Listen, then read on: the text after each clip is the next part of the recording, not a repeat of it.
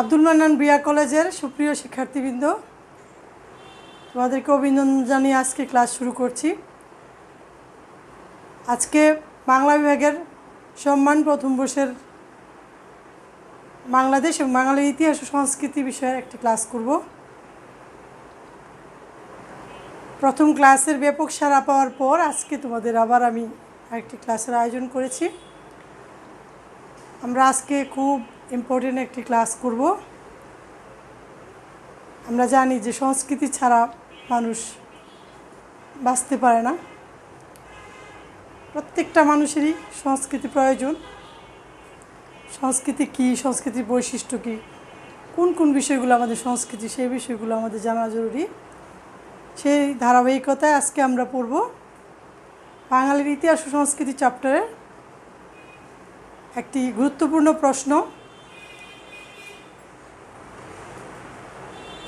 সংস্কৃতি কাকে বলে, বাঙালি সংস্কৃতির উৎসসমূহ বর্ণনা করো।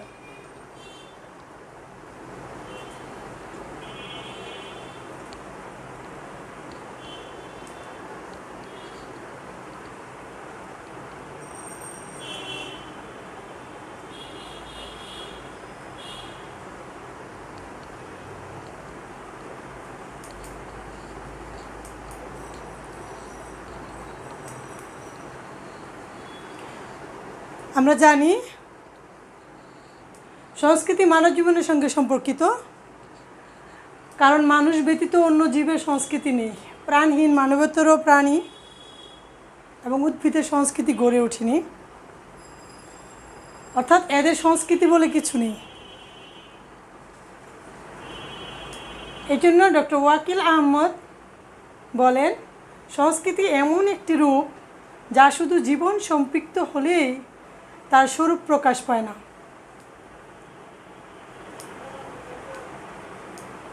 জীবনচর্চার মধ্যে এমন গুণ, শক্তি ও কর্মসাধনার প্রয়োজন যা তার অস্তিত্ব ও স্বকীয়তাকে দৃষ্টিগ্রাহ্য ও উপলব্ধিগম্য করে তোলে।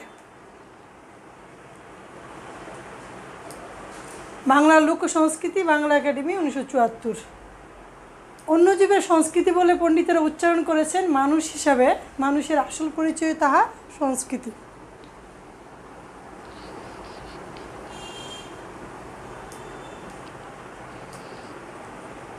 আমরা জানব সংস্কৃতির সংজ্ঞা। সংস্কৃতি শব্দটি ব্যাপকভাবে প্রচলিত আজকের সমাজ ও জীবনে। ইংরেজি কালচার শব্দের বাংলা পরিভাষা হিসেবে সংস্কৃতি শব্দটি ব্যবহৃত হয়। কালচার শব্দটি গ্রিক কলয়ের থেকে এসেছে, তবে কালচার বলতে যা বোঝায় সংস্কৃতি শব্দটি তার চেয়ে আরও ব্যাপক অর্থ বহন করে। সংস্কৃতি একটি শব্দটি কালচার অপেক্ষা অনেক বেশি অনির্দেশ্য ও সমষ্টিদ্রুত গুণাবলীর ইঙ্গিত বহন করে। সংস্কৃতিকে বলা হয় একটি সামগ্রিক জীবনযাত্রা প্রণালী। কোনো জাতির সংস্কৃতি অর্থই হলো ওই জাতির সামগ্রিক জীবনযাত্রা প্রণালী।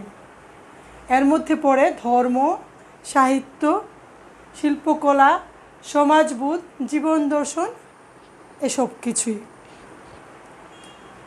এ প্রসঙ্গে ডক্টর ওয়াকিল আহমদ বলেন, মোট কথা সংস্কৃতি জীবন সম্পৃক্ত, বস্তু সংলগ্ন এবং মানুষ সম্ভূত।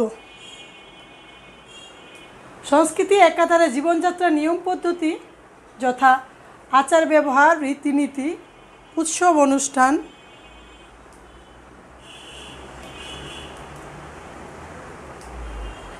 ধর্মকর্ম, প্রাত্যহিক ক্রিয়াকলাপ, শিক্ষা দীক্ষা, খেলাধুলা, আমোদ প্রমোদ প্রভৃতি। অন্যদিকে জীবনযাপনের যাবতীয় বস্তু উপকরণ যথা ঘরবাড়ি, খাদ্যদ্রব্য, আসবাবপত্র, যানবাহন, যন্ত্রপাতি, বস্তু অলঙ্কার ইত্যাদি। তৃতীয়ত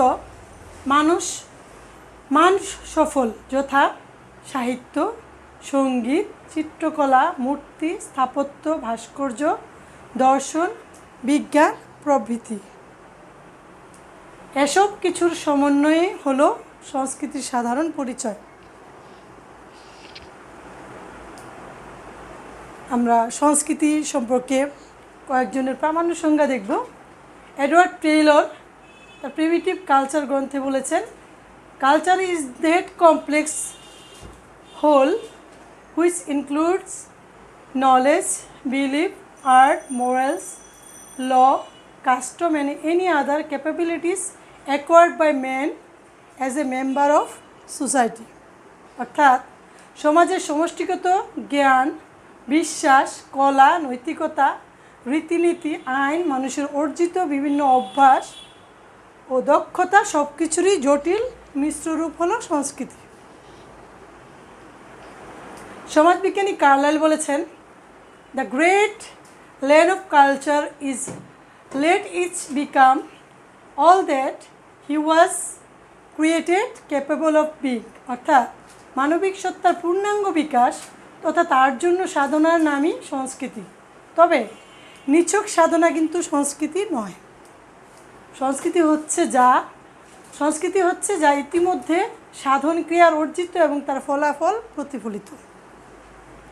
জোন্স বলেন, culture is the sum of men's creations. অর্থাৎ মানব সৃষ্ট সব কিছুর সমষ্টি হলো সংস্কৃতি। সমাজবিজ্ঞানী রস বলেন, culture is the total acquired behaviour patterns transmitted by imitation or instruction. অর্থাৎ শিক্ষা অথবা অনুকরণের মাধ্যমে অর্জিত সমগ্র আচরণের ধরনটাই সংস্কৃতি।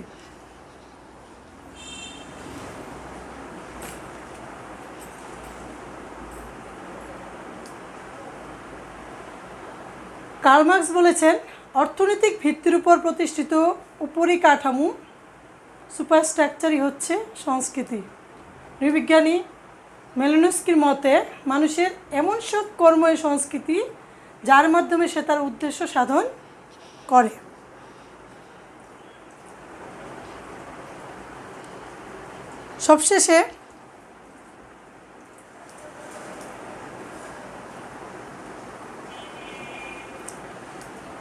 সবশেষে আমরা দেখব আমাদের রবীন্দ্রনাথ ঠাকুর কি বলেছেন। তিনি তার সংস্কৃতি ও সভ্যতা গ্রন্থে সংস্কৃতি ও সভ্যতা প্রসঙ্গে বলতে গিয়ে লিখেছেন, হীরকখণ্ড হচ্ছে সভ্যতা, আর তার থেকে যে আলো বিচ্ছুরিত হয় তাই সংস্কৃতি। মানুষের দেহের খাদ্য আলো হওয়া যেমন রক্তে জীবনরসে পরিণত, মানুষের সংস্কৃতিও তাই। সংস্কৃতি সকল জনগোষ্ঠীরই আছে।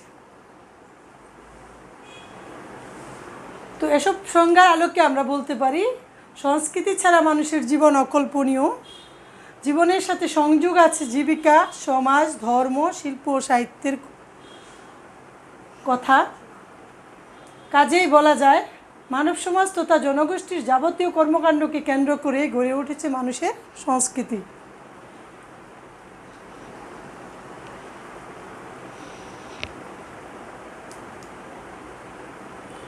নৃতাত্ত্বিক গবেষকদের যাবৎকাল আবিষ্কৃত তথ্য অনুযায়ী আদি অস্ট্রেলীয়, মেলানিড এবং আলপাইন এই 3 জন উপকরণে অধ্যুষিত ছিল প্রত্নকালীন বাংলাদেশ। তাদেরকে অনার্য আখ্যায় চিহ্নিত করা হয়ে থাকে। ইতিহাসের 2য় পর্বে এদেশে উত্তর পশ্চিমাঞ্চল থেকে আগত আর্য জনগোষ্ঠীর উপনিবেশ স্থাপিত হয় এবং শেষ পর্বে বিদেশ থেকে যে প্রবাহের আগমন সেটাকে মুখ্যত আরবীয়, আফগান, তুর্কি ও ইরানি জনের মনে করা হয়।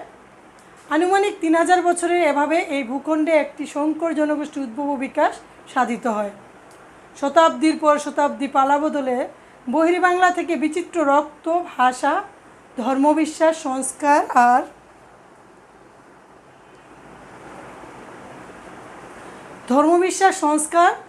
আর সংস্কৃতির প্রভাব এসে মিশেছে দেশজ, লোকজ উপাদান উপকরণের সাথে।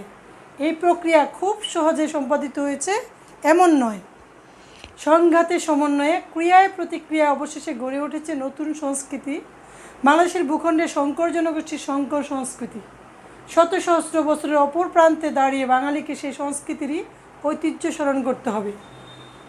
রবীন্দ্রকণ্ঠে তাই আমরা ধ্বনিত হতে শুনি, আমার শুনিত রয়েছে ধ্বনিত তার বিচিত্র সুর।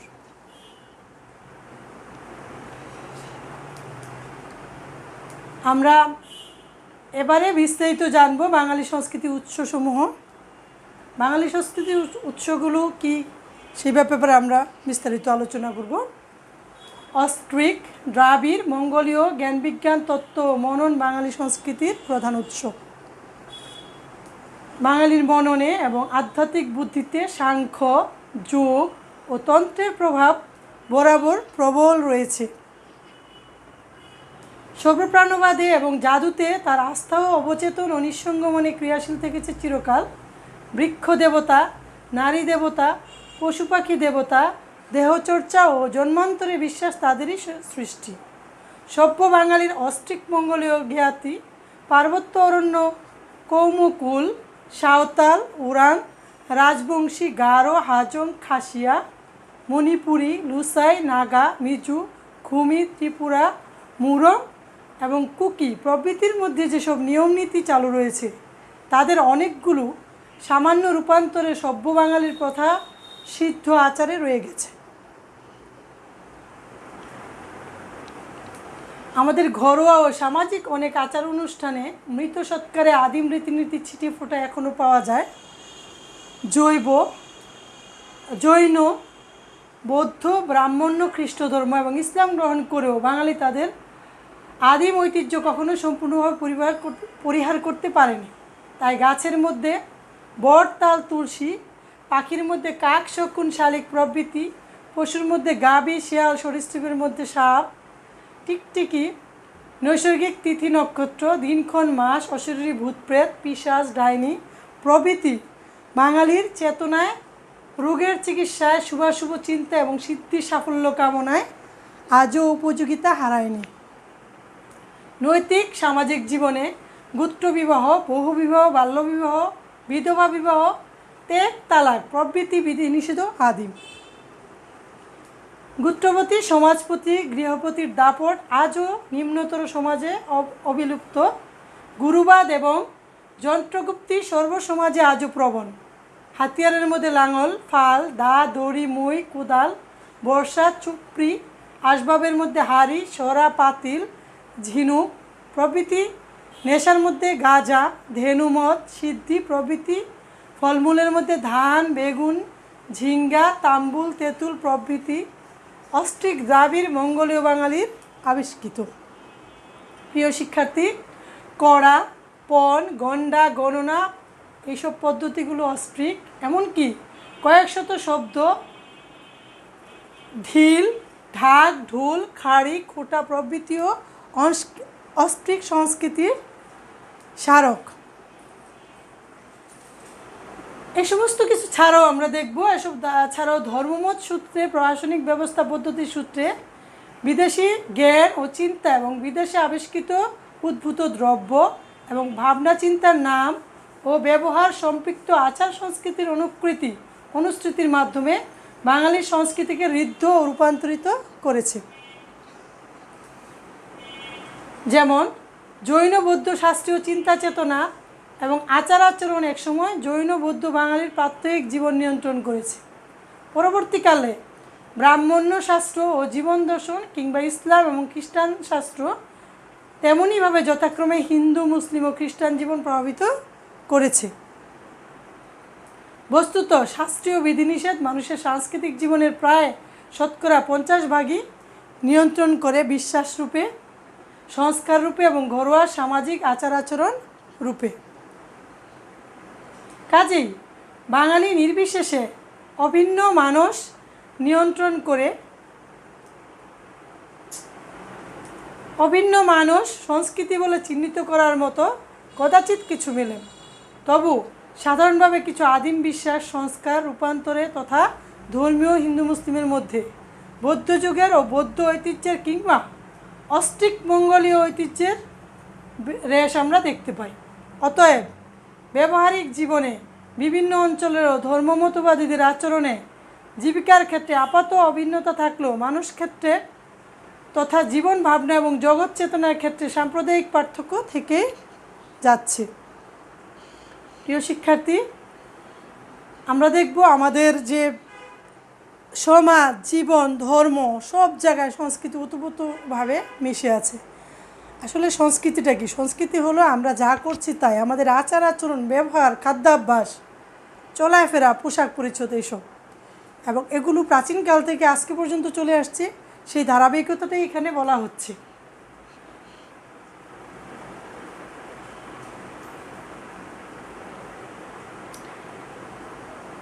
এর জন্য এখানে বলছে, আমরা দেখব যে বৌদ্ধ যুগের বৌদ্ধ ঐতিহ্যের কিংবা অস্ট্রিক মঙ্গোলীয় ঐতিহ্যের রেশ আমরা এখানে দেখতে পাই। অতএব ব্যবহারিক জীবনে বিভিন্ন অঞ্চলের ধর্মমতবাদীদের আচরণে কিংবা জীবিকার ক্ষেত্রে আপাত ভিন্নতা থাকলেও মানুষ ক্ষেত্রে তথা জীবন ভাবনা এবং জগৎ চেতনার ক্ষেত্রে সাম্প্রদায়িক পার্থক্য থেকেই যায়। যেমন ব্রিটিশ আমল থেকে প্রতীচ্য বিদ্যা ও সংস্কৃতির প্রভাবে ব্যবহারিক জীবনে শিক্ষিত ব্যক্তিরা অনেকগুলো ইউরোপীয় আচার আচরণ ব্যক্তিক সামাজিক জীবনে গ্রহণ করেছে, তবু স্বাতন্ত্র্য চেতনা হারায়নি। এতে বোঝা যায় শাস্ত্রীয় বিশ্বাস সংস্কারেরই মানুষের মন অনেকাংশে নিয়ন্ত্রিত। তাই আজও আমরা জীবনের সর্বক্ষেত্রে সাম্প্রদায়িক স্বাতন্ত্র্য স্পষ্টভাবে দেখতে পাই। পাক প্রণালীতে খাদ্য নিরূপণে তামা, পিতল ও মাটির থালা বাসন, গ্লাসের ব্যবহার, পোশাক পরিচ্ছদ, মসজিদ মন্দির গির্জার আঙ্গিক স্বাতন্ত্র্যে এ পার্থক্য সুপ্রকট। আসন ও শয্যাবিন্যাসের ক্ষেত্রে দিক নির্বাচনে যেমন শাস্ত্রীয় স্বাতন্ত্র্য সুপ্রকট, তেমনি সাহিত্যের বিষয়বস্তু নির্বাচনে, বক্তব্যে, আদর্শে এবং লক্ষ্য এ স্বাতন্ত্র্য আমরা লক্ষ্য করতে পারি। তাই গল্প, উপন্যাস ও বিভিন্ন ধর্মাবলীর জীবন সমস্যা ও সমাধান পন্থা অভিন্ন নয় এবং লক্ষ্য এ স্বাতন্ত্র্য অলক্ষ্য নয়। তাছাড়া শাস্ত্রীয় প্রভাবে চিত্রশিল্প, মূর্তি শিল্পে, স্থাপত্যে, সঙ্গীতে কারো অনীহা আবার কারো আগ্রহ জেগেছে, কেউ চর্চা করেছে আবার কেউ বিরত থেকেছে। ফলে বৈশ্বিক শিল্প সাহিত্যে সঙ্গীত ও ভাস্কর্য, স্থাপত্য প্রভৃতি সাংস্কৃতিক কর্ম ঐতিহ্য নির্বিশেষে বাঙালির অবদান নয়। আর্থিক শৈল্পিক অবস্থানভেদে, অঞ্চল ও সম্প্রদায় ভেদে শিল্প, সাহিত্য, স্থাপত্য, ভাস্কর্য, সংস্কৃতি, সভ্যতা স্বাতন্ত্র্য লাভ করেছে। বাংলাদেশেও সে সাম্প্রদায়িক ও আঞ্চলিক রূপ সর্বত্র দৃশ্যমান। বাঙালি সংস্কৃতি একদিনের ফসল নয়, সহস্রাধিক বছরের সৃজনে লালনে তার পুষ্টি সমৃদ্ধি। তাই উপযুক্ত আলোচনা থেকে আমরা বলতে পারি জাতির অন্তর্মূলে পতিত তার আত্মসংহতির দুর্বার শক্তি হচ্ছে সংস্কৃতি, যে শক্তি তাকে অতীতের বৈরী শক্তির রাহুগ্রাস থেকে আত্মরক্ষা উদ্বুদ্ধ করছে, সেই শক্তি থেকে তাকে ভবিষ্যতের পথ নির্দেশনায় সাহস যোগাবে। এমনইভাবে বাঙালি সংস্কৃতি পরিবর্তনের মধ্য দিয়ে বাংলার ফোকলোর যুগোপযোগিতা লাভ করবে, বাঙালি সংস্কৃতির প্রভাবতা চিরদিন অক্ষুণ্ণ থাকবে। প্রিয় শিক্ষার্থী, আজকে সংস্কৃতি কী এবং বাঙালি সংস্কৃতির উৎসসমূহ খুবই কঠিন হয়তো তোমাদের কাছে মনে হবে, কিন্তু বিষয়টা যদি তোমরা একটু ভালো মতো পড়ো তাহলে কঠিন হবে না। আমি আবারও বলছি, সংস্কৃতি এই প্রশ্নটা আমরা পড়তে গেলে আমরা প্রথমে জানবো সংস্কৃতি কী, সংস্কৃতির বৈশিষ্ট্য কী, এছাড়া বাঙালি সংস্কৃতির যে উৎসসমূহ আমি বলেছি সেই উৎসসমূহ। আমি আগেই বলেছি যে আমরা যা করছি তাই সংস্কৃতি, আমাদের পূর্বপুরুষরা যা করেছে তাই সংস্কৃতি, এবং সেই জিনিসগুলো আমরা পূর্বাপর পড়ব। এই চ্যাপ্টারটা, এই প্রশ্নটা খুবই গুরুত্বপূর্ণ। আশা করি তোমরা ভালো করে প্রিপারেশন নেবে এবং তোমাদের কোনো সমস্যা থাকলে তোমরা আমাকে ইনবক্স করবে। ধন্যবাদ তোমাদের সবাইকে।